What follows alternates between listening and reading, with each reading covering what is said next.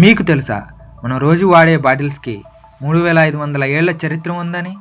ప్రాచీన కాలంలో నుంచే మనుషులు ద్రవ పదార్థాలను నిల్వ చేయడానికి సీసాలను వాడుతున్నారు. మొదటి బాటిల్స్ మట్టి, లోహం, జంతువుల తొక్కతో తయారు చేసేవారు. గాజు బాటిల్ తయారీ మొదటిగా క్రీస్తుపూర్వం సుమారు 1500లో ఈజిప్టులో ప్రారంభమైంది. ప్లాస్టిక్ బాటిల్ 1947లో మొదటిసారిగా తయారైంది. ప్లాస్టిక్ బాటిల్స్ తేలికగా ఉండి విస్తృతంగా వాడుకంలోకి వచ్చాయి. ఒక ప్లాస్టిక్ బాటిల్ కరగడానికి 450 సంవత్సరాలు పట్టవచ్చు. ప్లాస్టిక్ బాటిల్స్ పర్యావరణానికి హానికరం. అందుకే రీయూజ్ చేయడం, రీసైకిల్ చేయడం చాలా ముఖ్యం. గాజు బాటిల్స్ మళ్ళీ మళ్ళీ వాడుకోవచ్చు. పర్యావరణానికి స్నేహపూర్వకంగా ఉంటాయి.